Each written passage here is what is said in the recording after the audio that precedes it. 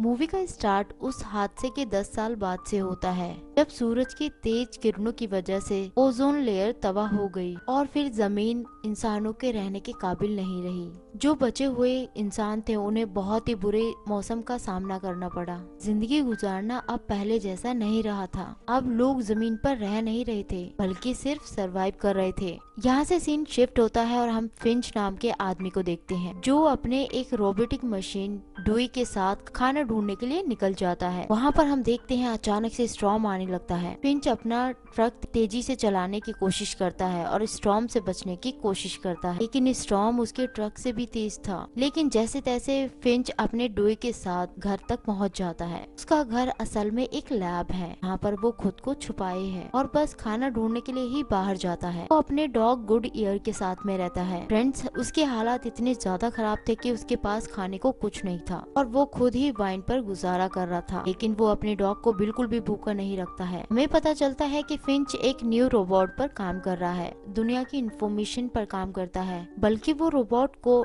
अपने डॉग की देखभाल रखने की इंफॉर्मेशन भी डालता है। अब वो ऐसा क्यों करता है वो आपको इस मूवी में पता चलेगा। नेक्स्ट सीन में हम देखते हैं फिंच डुई की आइज लेकर इस रोबोट में डालता है और इसे फाइनल टच देने के बाद में स्टार्ट करता है। शुरू में तो रोबोट हिलता है ना ही कुछ मूवमेंट करता है, लेकिन आखिरी में हम देखते हैं कि फिंच की मेहनत आखिर रंग ही लाती है और देखते हैं फ्रेंड्स कि रोबोट बोलने लगता है। फिंच ने रोबोट को सिखाया था कि अगर मैं कभी रहूं ना रहूं तो मैं गुडियर का ख्याल रखना होगा। ऐसे जैसे उसने रोबोट को बनाया है, ऐसा लगता है कि उसने रोबोट इसलिए ही बनाया है ताकि उसके डॉग की देखभाल अच्छे से हो सके। गुडियर रोबोट पर खुश नहीं था, वो सिर्फ उसे देखकर बार्क ही करे जा रहा था। अभी अचानक से हम देखते हैं कि वहाँ की लाइट चली जाती है। फिंच जब लाइट ठीक करने के लिए जाता है तब वहाँ पर एक स्टॉर्म आता हुआ देखता है, लेकिन वहाँ पर वो बहुत परेशान हो जाता है और वापिस वो घर में आ जाता है और रोबोट को उसके वेदर के हालात को बताने के लिए बोलता है, जिससे उसे पता चलता है कि आने वाले टाइम पे बहुत ही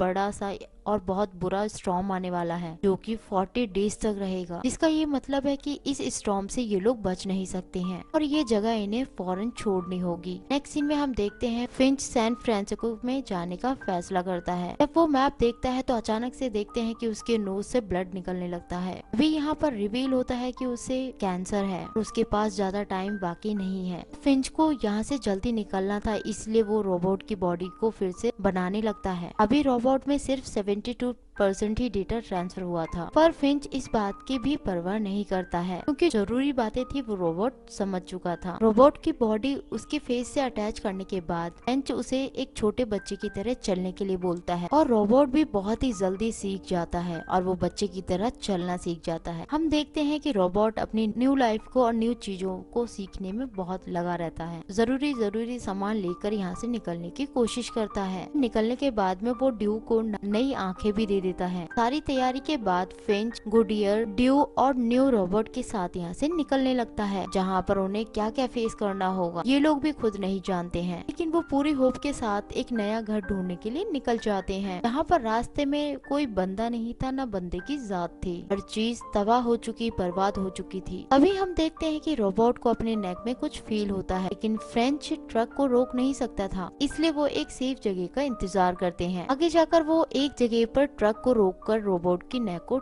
चेक करता है। रोबोट एक छोटे बच्चे की तरह जिसे कुछ भी पता नहीं होता है और हर चीज जानने का शौक जरूर रखता है। तो देखते हैं कि वो सवाल पे सवाल करे जाता है और फिंच उसके बड़े होने का उसके सारे आंसर देने लगता है और वो बच्चे की तरह ही ट्रीट करता है और वो रोबोट का पूरी तरह से साथ भी देता है। भी वो पोस्ट कार्ड के बारे में बताते हुए कहता है कि सैन फ्रांसिस्को का पोस्ट कार्ड उनके अंकल ने उसे भेजा था। उसके बाद में फिंच रोबोट को अपने साथ में ले जाकर खाने के लिए निकल जाता है ताकि वो उसे हंट करना सिखा सके। फिंच उसे स्टेप बाय स्टेप सब कुछ सिखाने लगता है। दोनों हंट करके बाहर निकलते हैं, बहुत इंजॉय करते नजर आते हैं, पर ऐसे जैसे इनकी किस्मत को तो इनकी खुशी राज ही नहीं आती। हमने से फिंच टर्नेडो को आते देखता है, इसमें वो अपने ट्रक को बांधने लगता है। रोबोट उसको फॉलो करता ही वैसे ही करता है, पर उसका का अभी काम पूरा नहीं हुआ था कि टॉर्नेडो उसके सर पर आकर पहुंच जाता है। फिंच अपने ट्रक को अच्छे से बांधकर टॉर्नेडो को आने से पहले ही ट्रक में पहुंच जाता है। टॉर्नेडो बहुत ही ज्यादा तेज होता है, हर चीज बहुत ही बुरी तरीके से हिलने लगती है। फिंच यहाँ पर पूरी तरह से उम्मीद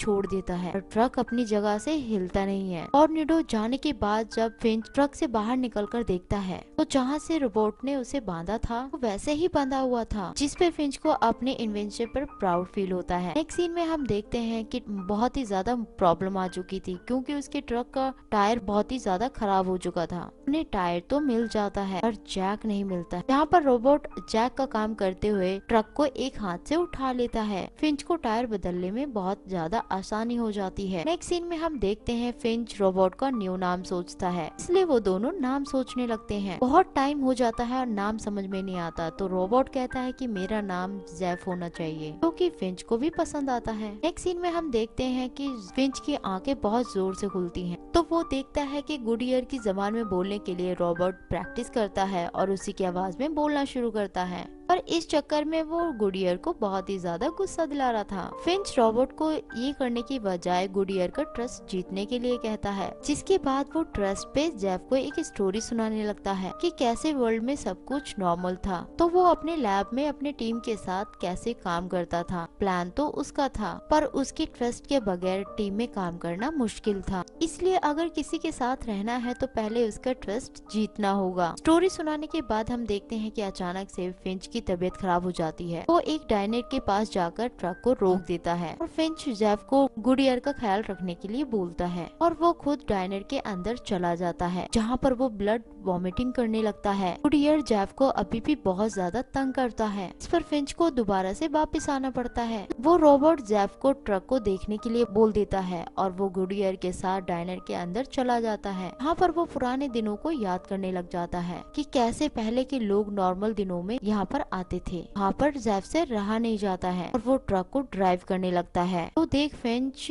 बहुत ही ज्यादा परेशान हो जाता है और वो बाहर निकल आता है। तभी हम देखते हैं कि जेफ इनबैलेंस होते हुए ट्रक को गाड़ी में मार देता है। फिंच जेफ पर बहुत ज्यादा गुस्सा होता है और जबकि ट्रक शेड से दूर था तो फिंच अपने स्पेशल सूट के बिना वहाँ पर नहीं जा सकता था, न उसकी स्किन सन की रेस की वजह से जल जाती। इसलिए फिंच जेफ को अच्छे से इंस्ट्रक्शन देता है और उसे सूट लाने के लिए बोलता है, लेकिन देखते हैं जेफ फिर से उसकी बात नहीं सुनता है और वो ट्रक को चलाकर पीछे लाता है। फिर से वो दीवार में मार देता है। ये देखकर फिंच बहुत ज्यादा गुस्से में आ जाता है और जेफ को बहुत बुरी तरीके से डांट देता है। वो उसे बोलता है कि अपना दिमाग लगाने की बजाय सिर्फ इंस्ट्रक्शन को फॉलो करो, जिसके लिए उसे बनाया गया है। फिंच की ये बातें जेफ को काफी ज्यादा अपसेट कर देती हैं, जिसका बाद में फिंच को बहुत ही ज्यादा अफसोस होता है। इसलिए वो अपने गुस्से को साइड में करते हुए जेफ को ड्राइविंग सिखाता है। उसके बाद हम देखते हैं कि जेफ एक अच्छा स्टूडेंट होने का सबूत देता है। फिंच जेफ के क्लोज होने लगा था, वो अपने बच्चों के जैसे उससे प्यार करने लग गया था। वो दोनों रात में अच्छे से टाइम को स्पेंड करते हैं। यहाँ पर फिंच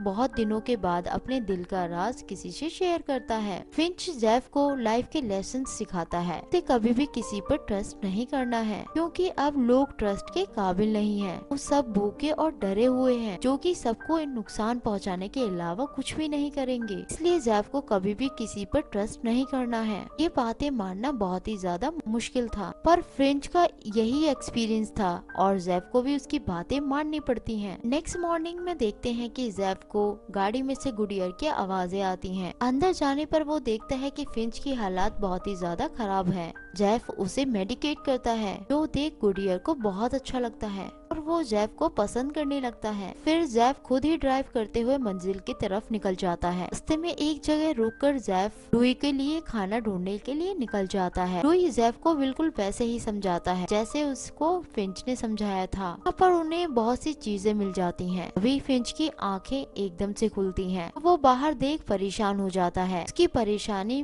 गलत भी नहीं थी, उस जगह पर कुछ खतरा था। उसके बाद हम देखते हैं डुई ट्रैप में फंसकर टूट जाता है। फिंच उसे तो बचा नहीं पाता है, पर जेफ के लिए वो फौरन वहाँ से निकल जाता है। फिंच फिर से एक बार उस पर बहुत ज्यादा गुस्सा होता है। ऐसी गलती आखिर कैसे कर सकता है जो इन सबको मौत के मुंह में ले जाती है, क्योंकि इनकी वजह से ड्यू इनके बीच में नहीं है, क्योंकि वहाँ पर कुछ ह्यूमंस ने उनके लिए ट्रैप बिछा कर रखा हुआ था ताकि वो उनको हर्ट कर सके। फिर इनके पास कुछ खाने को है तो वो भी छीन ले। भूख ने इंसानों को अब जानवर बना दिया था। इंसान एक दूसरे के दुश्मन बने हुए थे। जिसके बाद में फिंच बहुत तेजी से ड्राइव करता है और उनसे बचने की कोशिश करता है। तबीयत खराब होने की वजह से जेफ को वो ड्राइव करने के लिए बोलता है। फिर वो बीच में कहीं भी नहीं रुकता है। ऐसे ही रात हो जाती है। उसे लगता था कि उसने कार को पीछे छोड़ दिया है, पर ऐसा बिल्कुल भी नहीं था। कार उनके पीछे ही आ रही थी। इसके बाद वो लोग बहुत ज्यादा डर जाते हैं और उसके बाद वो टनल में ले जाने के लिए जेफ को बोलता है। वहाँ से निकलने की बजाय वो लोग वहीं पर फंस जाते हैं। फिंच को लगता है कि अब उसकी जिंदगी खत्म हो जाएगी। इतने टाइम से वो सबसे लड़कर सरवाइव कर रहा था, सब कुछ वेस्ट होने लगा है। लेकिन यहाँ पर जेफ ऐसे नहीं होने देता। वो ट्रक को पुश करते हुए टनल में छुपा देता है। फिंच अपने हाथ में गन पकड़े हुए अपनी सांस को रोके बैठा था, पर उस कार को इनके होने का पता ही नहीं चलता है और वो वहाँ से आगे बढ़ जाती है। इस तरह से फिर से जेफ सबका दिल जीत लेता है। यहाँ से निकलने के बाद फिंच अपने पास्ट की स्टोरी जेफ को सुनाता है कि कैसे वो ह्यूमंस के बारे में सोचना शुरू किया। वो बताता है कि एक दिन वो ग्रोसरी शॉप में खाने के लिए कुछ ढूंढने के लिए गया था। वहाँ पर एक लेडी और 9 साल की बेटी उसे नजर आई और उस छोटी की बच्चे के हाथ में एक गन थी और उसकी मॉम ने कहा था कि अगर कोई भी इंसान आए तो वो फौरन से शूट कर दे। फिंच उनकी बातों से बहुत ज्यादा डर गया और वहीं छुपा रह गया, इस डर से कहीं वो मारा ना जाए। भी वहाँ पर एक कार आई और उन दोनों को टॉर्चर करने लगा और आखिर में फिंच को गन चलाने की आवाज आई। उस कार के जाने के बाद उसे पता चला कि मदर और डॉटर की डेथ हो चुकी है और उस छोटी बच्ची के बैग में गुडईयर मिला। फिंच को इस बात की गिल्ट बहुत थी कि कुछ डर की वजह से उसने उन दोनों की मदद नहीं करी, जिस वजह से बेचारे वो मारे गए। इसलिए तब से वो गुडईयर की अपनी जान से ज्यादा प्यार करते हैं और उसी दिन से उसने ह्यूमंस पर ट्रस्ट करना छोड़ दिया है। फिंच तो आराम करने के लिए चला जाता है और जेफ ड्राइव करते रहता है। नेक्स्ट डे मॉर्निंग में हम देखते हैं कि वो लोग एक ऐसी जगह पहुंच जाते हैं कि जहां का वेदर नॉर्मल था और फिंच को स्पेशल सूट पहनने की जरूरत नहीं पड़ी। टाइम के बाद वो खुली हवा की सांस ले सका और फिंच को बहुत ज्यादा अच्छा लगता है। उसके बाद जेफ फिंच से सैन फ्रांसिस्को का पोस्ट कार्ड के बारे में पूछता है, क्योंकि कार्ड के बैक साइड पे डैड लिखा हुआ था। फिंच ने कहा था कि उसके अंकल ने उसको पोस्ट कार्ड भेजा था। फिंच उसे बताता है कि फिंच के डैड उसे बचपन में ही छोड़कर चले गए थे और उसे अपने डैड से बहुत ज्यादा प्यार था, इसलिए वो वहाँ पर जा रहा है इस उम्मीद के साथ शायद वो अपने डैड से मिल सके। जेफ फिंच को उम्मीद दिलाता है कि सब ठीक हो जाएगा, लेकिन फिंच रियलिटी को इग्नोर नहीं कर सकता था क्योंकि उसको बहुत ज्यादा कैंसर था। वो जेफ को बताता है कि वो मरने वाला है, उसके बाद जेफ को ही गुडईयर का ख्याल रखना है। ये कहते ही फिंच की हालत बहुत ज्यादा खराब हो जाती है। हम देखते हैं कि ब्लड वॉमिट करते करते उसकी डेथ हो जाती है। उसके बाद में जेफ और गुडईयर उसकी डेड बॉडी को जला देते हैं। इसके बाद में वो अपने मास्टर की जर्नी कंप्लीट करने के लिए ब्रिज पर पहुंच जाते हैं और वहीं पर जाकर उसके पोस्ट कार्ड को लगा देते हैं और इसी इमोशनल सीन के साथ ये मूवी यहीं पर एंड हो जाती है।